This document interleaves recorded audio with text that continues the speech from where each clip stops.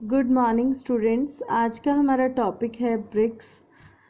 Brick या ईंट आप सब लोगों ने बहुत एक्सटेंसिवली यूज़ होते हुए देखा है अपने आसपास। कहीं भी कंस्ट्रक्शन में bricks are very commonly used, and these are basically artificial material of construction in the form of clay bricks of uniform size, of shape, and these bricks have basically comes in two sizes. One size is traditional brick and one size is of modular brick. So traditional brick is basically 23 centimeter by 11.4 centimeter by 7.6 centimeter, and modular brick is 19 centimeter by 9 centimeter by 9 centimeter. So we generally use this modular brick size 19 by 9 by 9, which is a standard size. And brick is basically brick का नाम जब आता है तो we understand that it is made up of clay. So clay content में अब क्या क्या इसमें कॉन्स्टिट्यूएंट होने चाहिए for the better strength and better sounded brick के लिए. So first one is silica, another is alumina, and next is lime and oxides of iron and magnesium. These five constituents are important and should be in the fixed proportion. जितना इनमें decide किया गया है इनका ratio उतना ही होना चाहिए. तो फर्स्ट ऑफ ऑल सिलिका की अगर हम बात करें तो सिलिका या SiO2 जो इसका केमिकल फॉर्मूला है, it must be 50 to 60% of the total weight of clay which we are using to manufacture the bricks. Why so much of percentage of silica? Because it prevents brick from shrinkage, cracking and warping.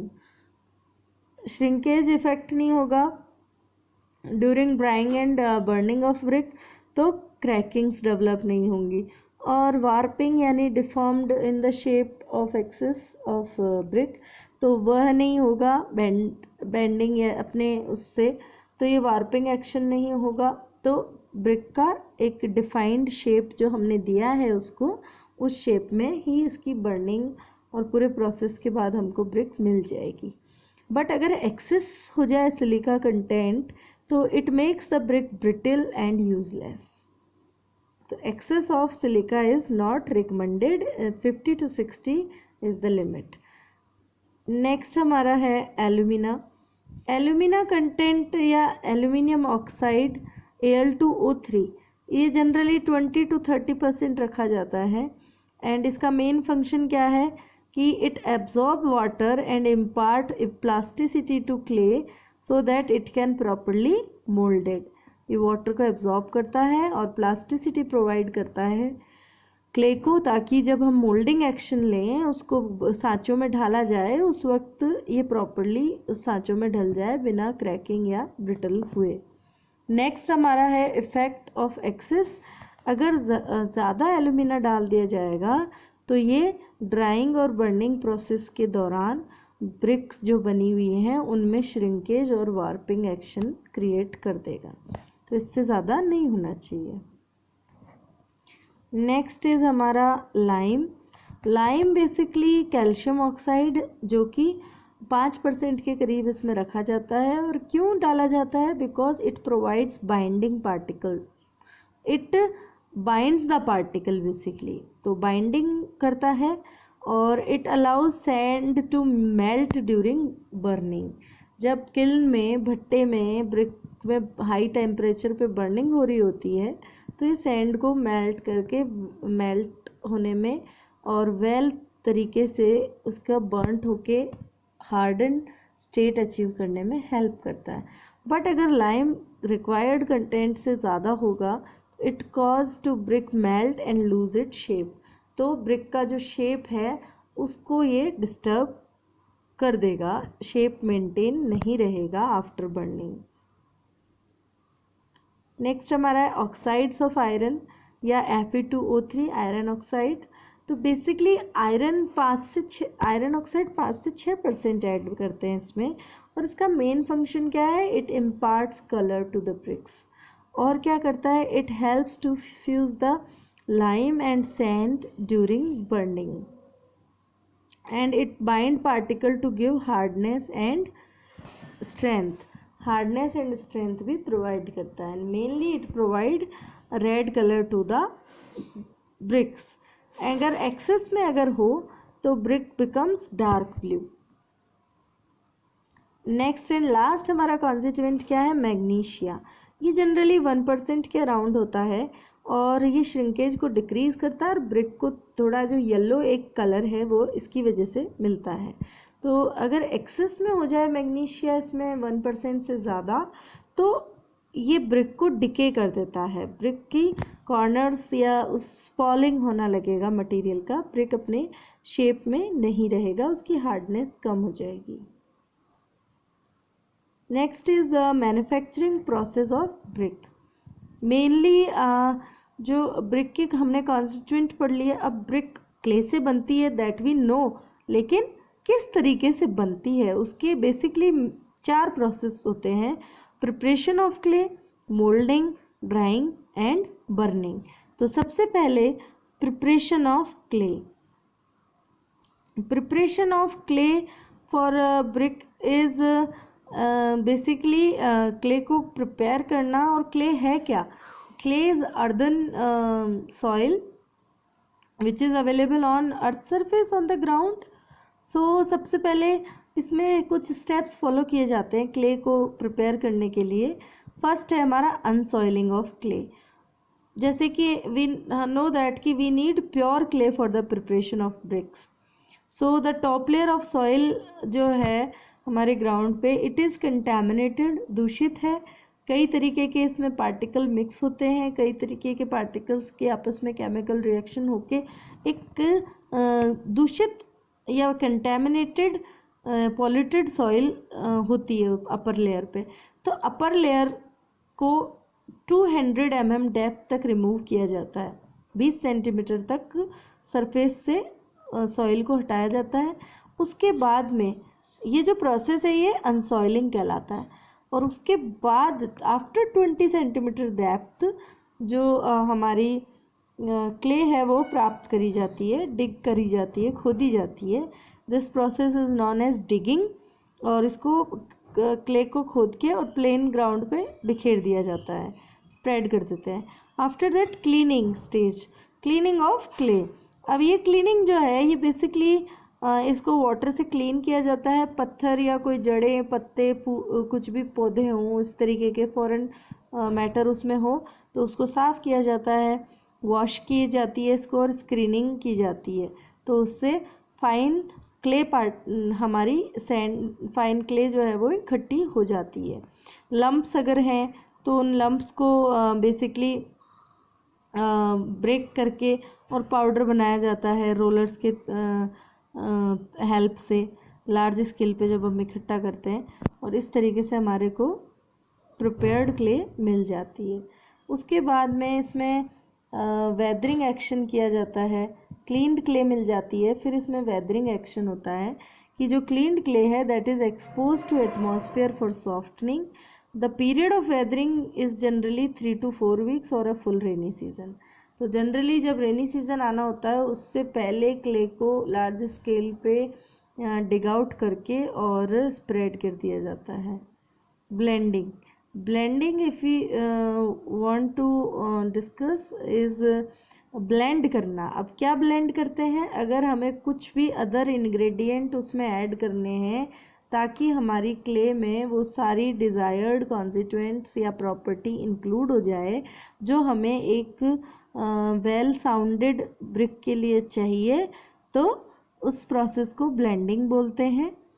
इसमें small portion में मान लीजिए हमने spread कर दिया and then उसको mix किया जाए, इस तरीके से ब्लेंडिंग ऑफ क्ले होती है।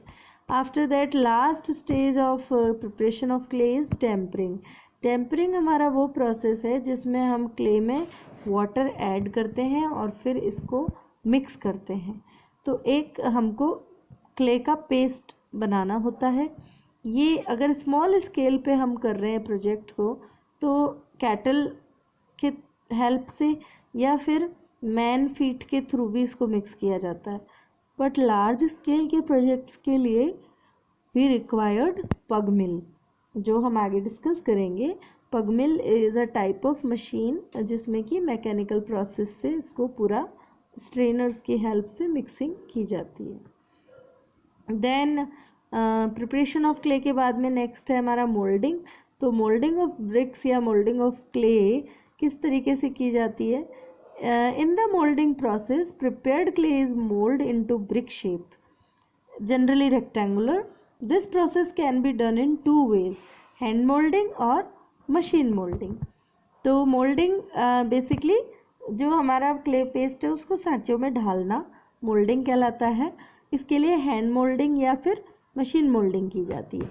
If we are manufacturing bricks on small scale, तो स्मॉल स्केल के लेवल पे अगर कम ब्रिक्स बना रहे हैं तो वी यूज़ मैन मोल्डिंग की जो लेबर है वो उनको सांचों में भर देगी, that is basically man moulding. अगर हमको ज़्यादा स्टेज पे ये चाहिए then we require machine moulding. लेकिन जो मैन मोल्डिंग है उसमें भी अब दो तरीके से वो करते हैं, या तो ग्राउंड मोल्डेड ब्रिक्स हो या टेबल मोल्डेड ब्रिक्स हो। जो टेबल मोल्डेड ब्रिक्स होती हैं उसमें बेसिकली एक 2x1 साइज़ की टेबल होती है और उस पर फिर हम उसको मोल्ड करते हैं। ग्राउंड मोल्डिंग में ग्राउंड सरफेस पे उनको मोल्ड किया जाता है, और ये जो मोल्डर्स होते हैं जिनमें क्ले भरी जाती है सांचों में, वहीं एक इन पे मार्क एक डिप्रेशन क्रिएट किया जाता है जिसको फ्रॉग कहते हैं। और ये जो फ्रॉग होता है ना बेसिकली इसमें जो भी ब्रिक है उसकी ब्रिक जहाँ पे भी बनाई जा रही है उस कंपनी का मार्क होता है। और ये जो डिप्रेशन है फ्रॉग जिसको बोला जाता है, ये एक तरीके से ड्यूरिंग कंस्ट्रक्शन एक स्ट्रॉन्ग बाइंडिंग या बॉन्ड क्रिएट करने में हेल्प करता है, बॉन्ड क्रिएट करने में हेल्प करता है ड्यूरिंग कंस्ट्रक्शन मोर्टार जॉइंट का। सो नेक्स्ट हमारा कौन है इसमें ground moulding. In this process first level the ground and sand और ऐश स्प्रिंकल्ड ओवर इट, लेवल किया जाता है, फिर उस पर कोई भी सैंड ये स्प्रिंकल की जाती है। फिर वेट जो हमारे वेट मोल्ड्स होते हैं उनको फिल किया जाता है, और उसके बाद में एक्स्ट्रा क्ले को रिमूव करके और प्रॉपर तरीके से उसको ग्राउंड पे से उन मोल्डर्स में से इसको निकाल लेते हैं, और इस तरीके से सारी जो ब्रिक्स है हमारी वो ग्राउंड पे सेट कर दी जाती हैं। फिर उनको ड्राइंग प्रोसेस के लिए छोड़ दिया जाता है नेचुरल टेम्परेचर पे।